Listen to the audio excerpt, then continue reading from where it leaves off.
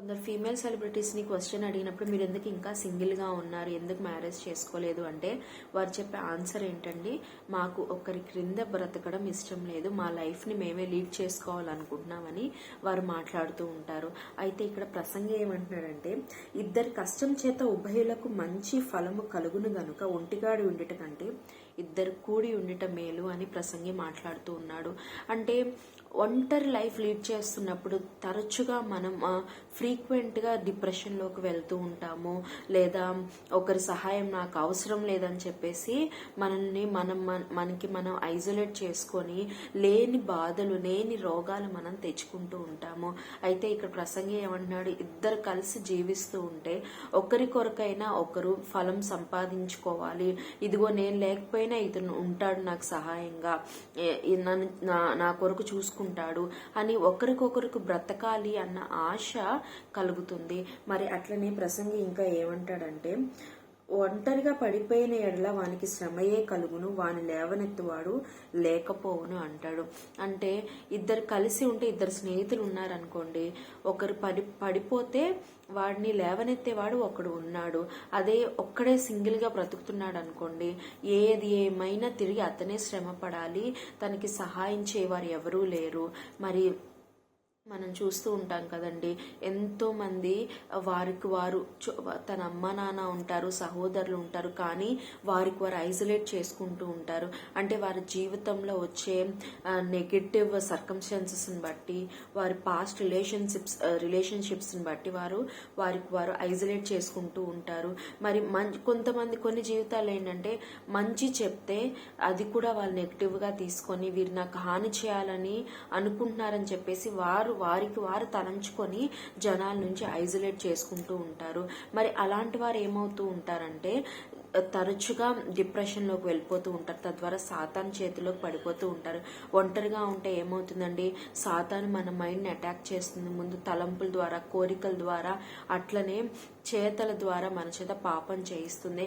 అదే నీకు ఒక మనిషి తోడుగా ఉంటే, నువ్వు నీ ఆలోచనలు వేరుగా ఉంటే, ఆ మనిషితో నువ్వు మాట్లాడుతున్నప్పుడు నీకు ఆశ కలుగుతుంది, బ్రతకాలన్న ఆశ కలుగుతుంది, ఈ లోకం ఏంటి అనే జ్ఞానం నీకు వస్తుంది. కనుక చాలా మంది వివాహం చేసుకోకుండా ఏవేవో పాస్ట్ రిలేషన్షిప్స్ని బట్టి, లేదా వారికి ఉన్న ఇబ్బందులను బట్టి, వారి చుట్టూ ఉన్న పరిస్థితులను బట్టి వారిని వారు వెనక్కి లాక్కుంటూ ఉంటారు.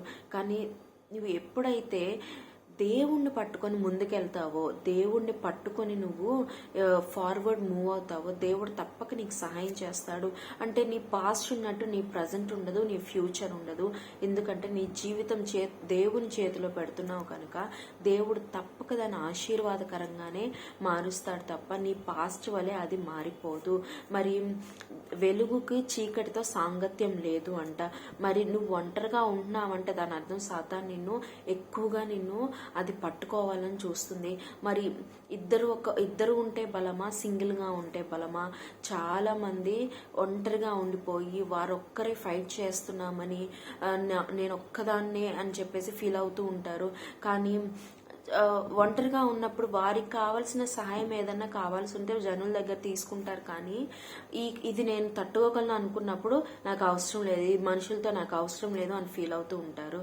కానీ ఎప్పుడైతే నువ్వు అలా ఐసోలేట్ చేసుకుంటూ ఉంటే నువ్వు బలహీనరాలు అయిపోతూ ఉన్నావు, నువ్వు బలహీనుడు అయిపోతూ ఉన్నావు, నీవు దేవుడు ఆశీర్వాదాలకు కూడా నువ్వు దూరం అయిపోతున్నావు. ఎందుకంటే బైబిల్లో మనకు ఉంటుంది, దేవుడు యేసు ప్రభు దేవుని దయందును మనుషుల దయందును కూడా వర్ధిల్లాడంట. ఒక దేవుని దయే కాదని మనుషుల దయ కూడా మన మీద ఉండాలి. ఉన్నప్పుడే మనము ఈ లోకంలో ఆశీర్వదింపబడతాము. మరి నిన్ను నువ్వు ఏవేవో పిచ్చి ఆలోచనలు పెట్టుకొని ఎవరో నీకేదో కీడు చేయాలి అని చూస్తున్నారని నీకు నువ్వు ఆలోచించుకొని, నీకు నువ్వు పర్సెక్యూట్ అయిపోయి, నీకు నువ్వు అఫెండ్ అయిపోయి, ఎప్పుడైతే నువ్వు చీకట్లో బ్రతకడం, ఒంటరిగా బ్రతకడం స్టార్ట్ చేస్తావో అప్పటి నుంచి సాతాను నిన్ను చక్కగా చాలా ఈజీగా నీ మీద ప్రే చేస్తాడండి. చాలా ఈజీగా నిన్ను అటాక్ చేస్తాడు. నిన్ను బలహీనుడిగా చేస్తాడు. నీ మైండ్ని వీక్గా చేసేస్తాడు. నిన్ను ఎంతగా చిత్రవద చేయాలో అలా చేసి నువ్వు జీవితంలో తీసుకోవాల్సిన నెగిటివ్ డెసిషన్స్ అన్ని తీసుకునేలాగా నేను ప్రేరేపిస్తాడు. కనుక నువ్వు నలుగురితో ఉంటే బలంగా ఉంటావు. అట్లా అని చెడు సావాసాలు చేయాలని దేవుడు చెప్పట్లేదు.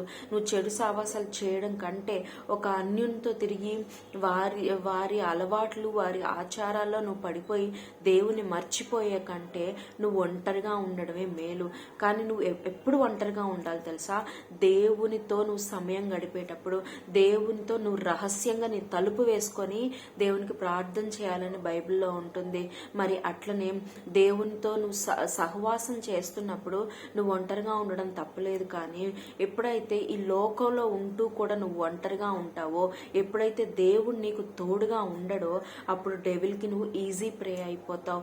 నీవు దేవునికి సహవాసం చేస్తున్నప్పుడు, దేవునికి మరింత దగ్గరగా ఉన్నప్పుడు ఒంటరిగా ఉండడం తప్పు కాదు. కానీ రోజంతా నేను ఒంటరిగానే ఉంటాను, ఎవరితో మాట్లాడి నాకు వైరాగ్యం వచ్చేసింది అంటే దేవుడు అది కూడా రాంగ్ వేలేనో చెప్తున్నాడు. ఎందుకంటే నరుడు ఒంటరిగా ఉండటం మంచిది కాదని ఆదాంకు అవ్వనిచ్చాడు దేవుడు. మరి మనకు కూడా దేవుడు మన జీవితంలో ఎంతో మందిని పెట్టాడు. మన సిబ్లింగ్స్ అయితేనేంటి, మన కజిన్స్ అయితేనేంటి, మన పేరెంట్స్ని అయితేనేంటి, మన గ్రాండ్ పేరెంట్స్ని అయితేనేంటి, ఎంతో మంది ఫ్రెండ్స్ని దేవుడు ఇచ్చాడు, మన కొలీగ్స్ని దేవుడు ఇచ్చాడు. మరి వారి వల్ల మనం ఆశీర్వాదం పొందుకోవాలని దేవుడు ఆశిస్తున్నాడు. వారితో మాట్లాడాలని, నీవు నిజంగా వాక్యం చెప్పగలిగితే వారికి సువార్త ప్రకటించి వారికి ఆశీర్వాదకరంగా ఉండాలని దేవుడు నీ నుంచి కోరుతున్నాడు. కనుక ఒంటరిగా నిన్ను పాడు చేసుకోవద్దు, నిన్ను నువ్వు బలహీనపరచుకోవద్దు. కానీ దేవుని నిన్ను అప్పగించుకో. దేవుని చేతిలో నీ జీవితాన్ని పెట్టి ముందుకు వెళ్తే తప్పక అది ఆశీర్వాదకరంగా ఉంటుంది. తప్పక నువ్వు విజయం పొందుకుంటావు. కనుక భయపడొద్దు. ఏదో అయిపోతుంది, ఏదేదో జరిగిపోతుందని భయపడి ఒంటరిగా ఉండిపోవద్దు, ఒంటరిగా మిగిలిపోవద్దు. దేవుని సన్నిధిలో అందరితో చక్కగా మాట్లాడు, అందరినీ పలకరించు. వారు ఎలాంటి వారైనా నీకు ఎలాంటి కీడు చేయాలని చూసినా నువ్వు మంచిగా ఉండు. దేవుడు నీ పక్షాన యుద్ధం చేస్తాడు, నీ పక్షాన ఆయన మాట్లాడతాడు. కనుక ఎందరితో అయినా నువ్వు చక్కగా మాట్లాడు, దేవునితో సమయం గడుపు. దేవునికి ఇష్టాలుగా జీవిస్తే ఆయన ఏం చేస్తాడన్న మనకి ఆనందం ఇస్తాడంట. ఆయన మనకి సంతోషం ఇస్తాడంట. ఆయన మనకి జ్ఞానం ఇస్తాడు, ఆయన మనకి తెలివిస్తాడు. కనుక ఆయన చేపట్టుకొని మనం నడుద్దాం, ఆశీర్వాదాలు పొందుకుందాం. ఆమేన్.